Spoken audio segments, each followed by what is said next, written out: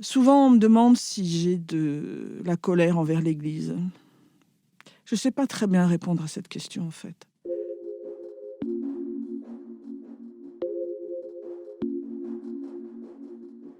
Pour la première fois aujourd'hui, Brigitte décide de briser plus de 40 ans de silence. Elle a été agressée sexuellement à l'âge de 15 ans par un prêtre de son diocèse.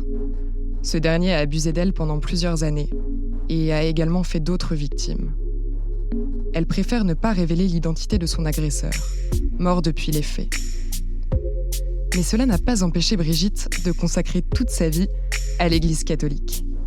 Elle a notamment fait partie de l'équipe dirigeante des JMJ, organisée à Paris en 1997, et a eu des responsabilités nationales chez les Scouts et Guides de France. Face à l'ampleur qu'a pris cette année le scandale des abus dans l'Église, elle a choisi de prendre la parole. Clémence Houdaille, journaliste au quotidien La Croix, a recueilli son témoignage. Place des religions, le podcast qui vous parle de l'actualité des religions dans la société. Ainsi soit-elle, c'est la première série de ce podcast. Elle met en scène des femmes croyantes et engagées qui racontent comment elles vivent leur foi dans notre monde contemporain. Alors moi, j'ai été agressée à l'âge de 15 ans. J'étais à l'aumônerie d'un lycée public et l'agresseur était l'aumônier de ce lycée.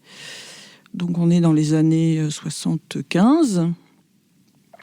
Voilà, il avait 35 ans et il était extrêmement charismatique. Voilà, il avait été ordonné récemment, ça faisait 3 ans qu'il était prêtre, c'était une vocation tardive. Voilà, et autour de lui, il y avait évidemment, on était toute une bande, beaucoup de jeunes de mon âge, donc c'était l'aumônerie du lycée, seconde, première, terminale et un peu au-dessus. Alors, ils nous emmenaient faire des tas de trucs, on a fait des camps mobilettes, de la spéléo, et petit à petit, en fait, il a fait ce qu'on pourrait déjà appeler la corruption de mineurs. Voilà. Et puis après, bon, il y a eu des agressions sexuelles. Alors c'est très compliqué parce que c'était pas forcément dans la violence comme on pourrait le penser, mais en fait petit à petit il nous met dans un état qui fait qu'on n'a plus de jugement. Enfin, puis à 15 ans on n'a pas forcément de jugement, donc on est dans un état, on est, j'allais dire un peu dans la sidération. En fait, on perd son sens critique, et puis on se laisse prendre. Alors moi je voyais bien qu'il y en avait d'autres et qu'il y avait des choses qui n'étaient pas normales. Et puis il utilisait des arguments, donc le secret bien sûr, fallait rien dire. Moi, voilà, j'ai menti à mes parents. Enfin, voilà, c'est quand même. Et puis il utilisait 2 arguments. Il avait choisi comme phrase d'ordination une phrase de Saint Augustin qui disait « Aime et fais ce que tu veux ». Et il nous disait « Bah voilà, j'aime et je fais ce que je veux ». Voilà, et puis il disait toujours, mais moi j'ai promis le célibat, j'ai pas promis la chasteté.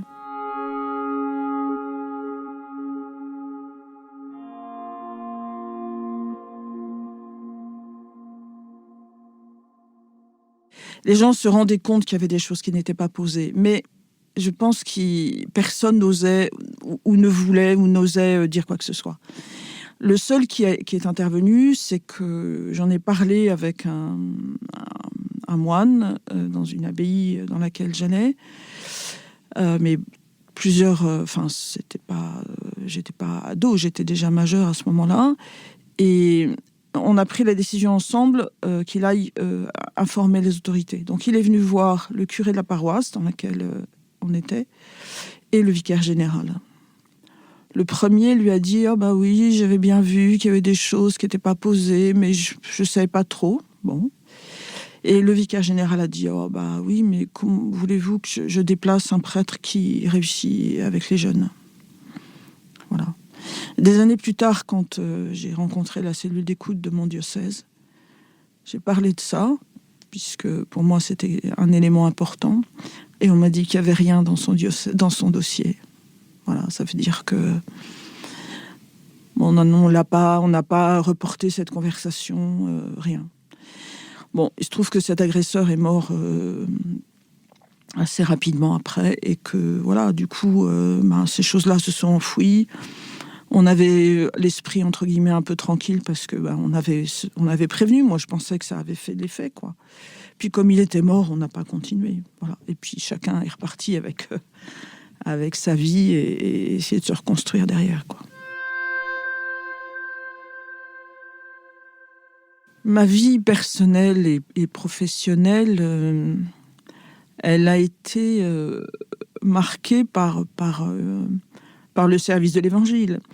C'est compliqué, en fait, ces questions d'agression, parce que même dans la pire des choses, dans le mal le plus absolu, il peut y avoir des biens. Voilà. Un des biens, c'est que, en fait, avec l'aumônerie, on est allé dans une abbaye et que j'ai découvert la vie monastique. Voilà. Et ça m'a bouleversée, ça m'a vraiment transformée, à tel point que je suis rentrée au monastère, chez les bénédictines. Voilà, que ça a été une expérience très, très fondatrice pour moi. Voilà, même si je ne suis restée qu'une année, parce que c'était pas ma vocation. J'ai fait ma carrière professionnelle tant dans des mouvements d'église que même à l'église, puisque j'ai travaillé dans des instances ecclésiales nationales. J'ai exercé dans plusieurs lieux, d'abord dans l'enseignement public, puis après dans l'enseignement catholique. Et après, j'ai exercé comme permanente chez les Scouts de France, puis ensuite chez les Scouts et Guides de France après. Voilà, et c'est étonnant parce que dans ces deux mandats successifs, j'ai en mémoire 2 ou 3 affaires que j'ai traitées avec des responsables scouts et guides, de chefs qui avaient des relations avec des jeunes mineurs de 15 ans, voire plus jeunes d'ailleurs, et où on était intervenu justement parce que la relation on ne savait pas s'il y avait des agressions en tant que telles, mais en tout cas, la relation éducative n'était pas ajustée. Bon, après, j'ai exercé aussi. J'ai été dans l'équipe de direction des GMJ. J'ai travaillé aussi à la conférence des évêques. Voilà, et puis j'ai exercé dans un mouvement d'action catholique à la fin de ma carrière. Donc, vous voyez, ma vie a été en église tout le temps. Et souvent, on me demande si j'ai de la colère envers l'Église. Je ne sais pas très bien répondre à cette question, en fait. Parce que j'ai de la colère contre mon agresseur, ça c'est sûr. D'autant plus que il est mort, donc il n'y a aucune possibilité de pouvoir en discuter. C'est parfois très violent. J'ai envie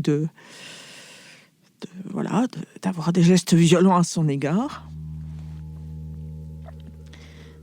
Je ne crois pas que j'en veuille à l'Église quand on la prend selon l'acception du peuple de Dieu.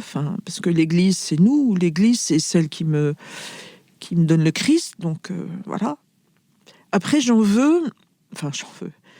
Ouais, j'ai quand même du ressentiment sur quand je découvre ces derniers mois là l'ampleur de cette catastrophe, quoi. Je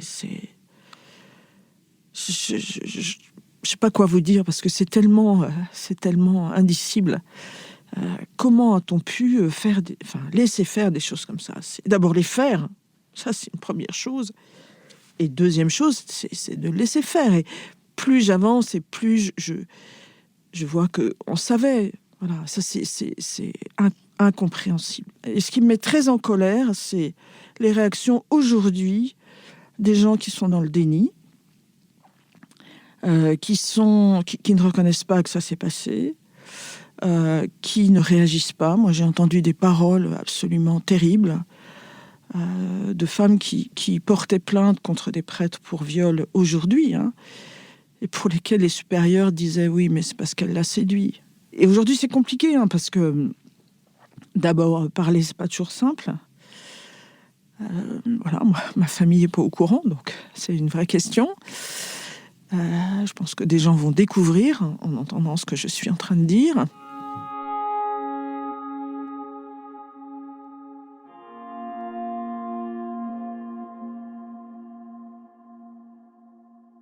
j'ai mis du temps à mettre sur mon histoire et sur moi-même le mot de victime. C'est assez récent. J'ai pris conscience il y a quelques années de ça. Voilà. Et puis, en janvier, l'année dernière, février, quand les affaires ont commencé à sortir, et en particulier le reportage, le documentaire d'Arte qui moi, m'a dévastée, sur les religieuses abusées, et ça a été un tremblement de terre. Il se trouve que des circonstances ont fait que en fait j'ai pris contact avec la cellule d'écoute de mon diocèse pour justement raconter que nous avions fait des démarches pour dire ce qui se passait. Et pour l'Assemblée plénière de 2019, le Conseil permanent a proposé que nous venions à 4.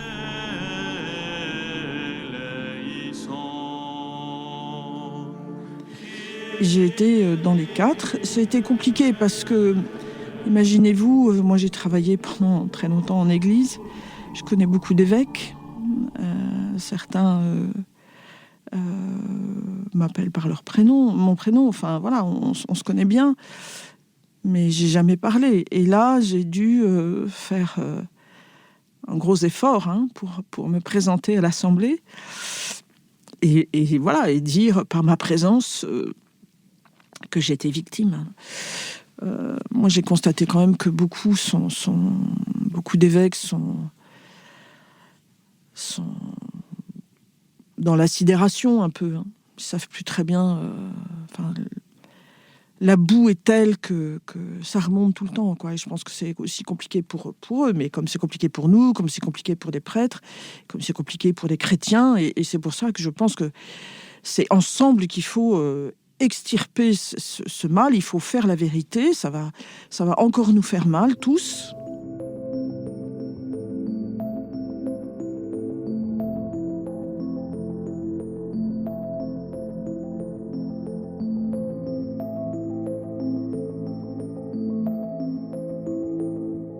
Moi, j'attends 2 choses de l'Église. La première, qu'il y ait un geste. Bien évidemment, dans les évêques qui sont là, c'est pas eux qui ont couvert, c'est pas eux qui ont commis les crimes, etc. Mais ils portent l'institution. Voilà, il faut que l'institution reconnaisse ça et soit capable de dire l'Église a failli. Voilà. Et j'attends beaucoup, moi, d'un geste collectif. Voilà. Et la deuxième, et c'est pour ça que je me bats, que j'agis plutôt, c'est que l'Église redevienne une maison sûre. C'est-à-dire que des enfants, des ados puissent être en Église en toute sécurité parce que les éducateurs qui vont rencontrer, prêtres, laïcs, agents pastoraux, catéchistes, seront des gens, entre guillemets, sûrs, c'est-à-dire que les procédures seront faites et la prévention aura été mise en place, mais aussi que l'Église soit un lieu où des enfants qui sont agressés en dehors de l'Église puissent dire qu'ils sont agressés.